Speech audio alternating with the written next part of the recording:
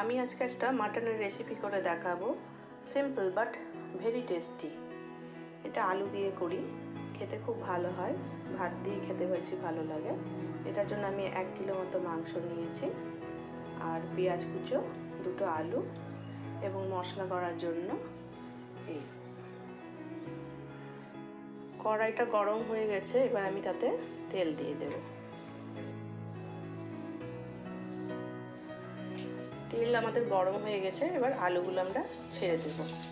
আমাদের মশলা করার জন্য লাগছে 4টে বড় বড় পেঁয়াজ, লাল লঙ্কা, সবুজ লঙ্কা 2টো মিলিয়ে। আমি সমস্ত রান্নাতে এই কাঁচা লঙ্কাই ব্যবহার করে থাকি। কিছুটা আমি লাল দিই, কিছুটা সবুজ দিই, আর তার সাথে থাকছে রসুন, আদা। আলুগুলোকে এইভাবে লাল লাল করে ভেজে নিতে হবে, নিয়ে এবার তুলে নিতে হবে। একটু এলাচ, লবঙ্গ এবং দারচিনি, তেজপাতা দিয়ে একটু ফোড়ন দিয়ে দিতে হবে।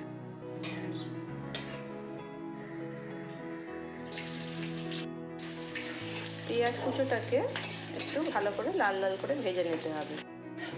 আমাদের এটা পেঁয়াজগুলো বেশ ভালোই লাল লাল করে ভাজা হয়ে গেছে।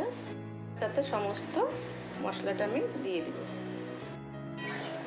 পেঁয়াজ, রসুন, আদা, লঙ্কা বাটা আমি দিয়ে এইভাবে নাড়তে থাকবো। 5-7 মিনিট জোর আঁচ করে ভাজা হবে।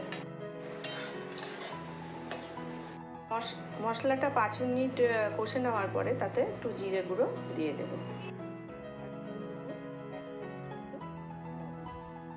আর দিয়ে দেব হলুদ।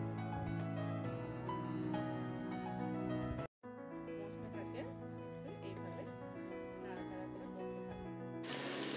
খেয়াল রাখতে হবে মশলাটা যাতে খুব বেশি কষে না যায়। এটা এবার মাংসটাকে এর মধ্যে দিয়ে দিতে হবে। মশলাটাকে পুরো মাংসের সাথে এইভাবে মাখিয়ে দিয়ে এবার ঢাকনা দিয়ে ঢেকে দিতে হবে। এটা 10 মিনিট খানে কম আঁচ করে রেখে দিতে হবে। 10 মিনিট খানে গ্যাসে থাকার পরে কম আঁচে এইভাবে একটু জল ছাড়বে, তাকে আবার একটু মাঝে মধ্যে নাড়িয়ে দিতে হবে, দিয়ে আবার ঢাকা দিয়ে দিতে হবে।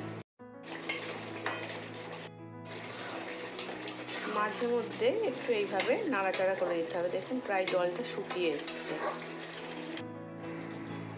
মশলাটা যখন এইভাবে কষে আসবে তখন এবার এতে আলুটা ছেড়ে দিতে হবে। আমাদের মশলাটা থেকে অনেকটাই তেল ছেড়ে গেছে, এবার তার মানে আমাদের মশলাটা কষা হয়ে গেছে।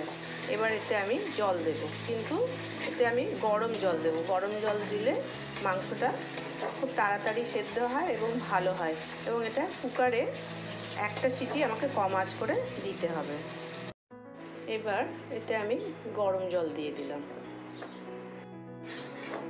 এইভাবে একটু নাড়াচাড়া করে নিয়ে একটু ভালো করে ফুটে গেলে এটা কুকারে দেওয়া হবে। এবার ঝোলটা কতটা রাখবেন না রাখবেন সেটা নিজের ওপরে। তারপরে 8 চামচ মতো গরম মশলা দিয়ে দিতে হবে। যেহেতু আমাদের এখানে রেওয়াজি খাসি, সেই জন্য আমি এটা কুকারে কম আঁচ করে 1টা সিটি দিয়ে দেব।